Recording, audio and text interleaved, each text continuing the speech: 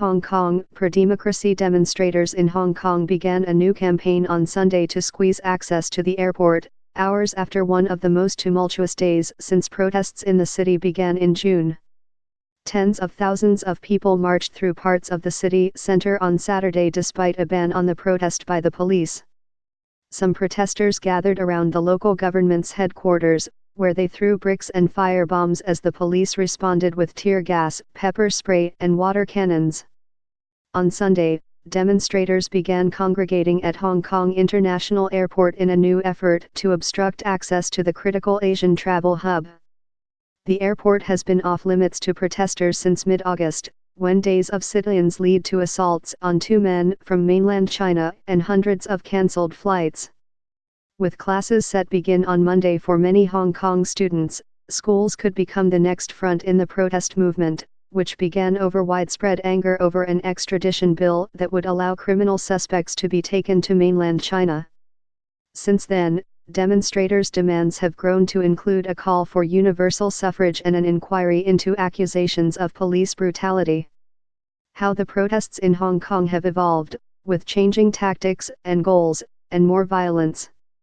Hundreds of protesters began to converge on the airport Sunday afternoon, traveling by bus, by car, and on foot from a nearby subway station. A court injunction obtained after the airport protests last month allows only ticketed passengers and airport employees to enter the main terminals. But demonstrators gathered outside near the entrances, chanting "Fight for Freedom! Stand with Hong Kong!" Some used their cars to block lanes of traffic. "We have been protesting and occupying for months," said Daniel Chan, 18, a college student who took a bus to the airport protest. "Still, what we have done seems futile." Mr. Chen said he did not intend to do anything illegal, but he was not concerned about the court injunction. "There's almost nothing left for me to be sacred of," he said. "One document cannot deter me." The Hong Kong subway operator announced Sunday afternoon that the airport express rail service between the airport and the city centre was cancelled. Earlier Sunday, the Hong Kong police said they had arrested dozens of people in a subway station that was the scene of some of the most intense violence of the weekend, where officers used clubs and pepper spray on a group of protesters inside a train car. News footage and videos shared on social media showed members of the police Special Tactical Squad, in dark uniforms with their faces covered, charging into a waiting train car at Prince Edward Station and swinging batons at men and women who cowered on the floor, offering no resistance. After a fury of blows, one officer doused the group in pepper spray and then left. "The police were out of control," said Crystal Yip, a 20-year-old college student who was in the station when officers arrived. "They were crazy and they were mad. They were trying to express their anger by attacking people randomly." Yolanda Yu, police senior superintendent, said 40 people were arrested in the station on suspicion of unlawful assembly, criminal damages, and obstructing officers. Protesters used sticks and hard objects to attack police. "We used the same level of force to respond to the situation," Ms. Yu said, replying to a reporter asking why the police had used pepper spray on commuters who were kneeling on the ground. She said that the police had warned civilians to stay away.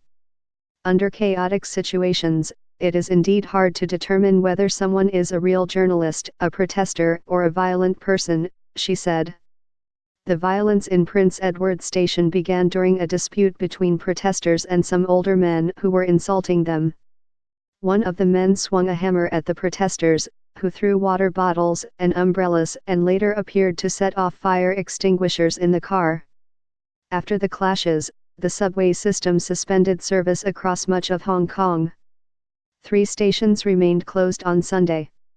The subway operator, MTR, has been a target of vandalism since it began suspending service last month to stations in places near where protests are planned. It continued that pattern on Saturday, stopping service at Sai Ying Pun Station, near the Chinese government liaison office, a site of some protests. In the wake of the clashes, Chinese news outlets run by the Communist Party urged the Hong Kong government to take tough steps against the protesters and cited experts urging Carrie Lam, the chief executive of the city, to invoke emergency powers. An online outlet controlled by the Communist Party's Law and Order Committee said the Hong Kong protesters were using terrorist methods. The chaos in Hong Kong cannot go on, a front-page editorial in the overseas edition of People's Daily, the party's main newspaper, said on Sunday. At this crucial moment, the government of the Special Administrative Region must have the courage and adeptness to apply every legal means to halt the violence and chaos, acting resolutely to detain and arrest violent lawbreakers, applying the law strictly to punish criminals, and swiftly restoring social order. An online report from China's main television broadcaster, CCTV, said that Ms. Lam should invoke emergency powers under a colonial-era ordinance to extinguish the violent protests. That step could empower the Hong Kong government to ban demonstrators from wearing masks, speed up arrests and censor harmful media, the report said.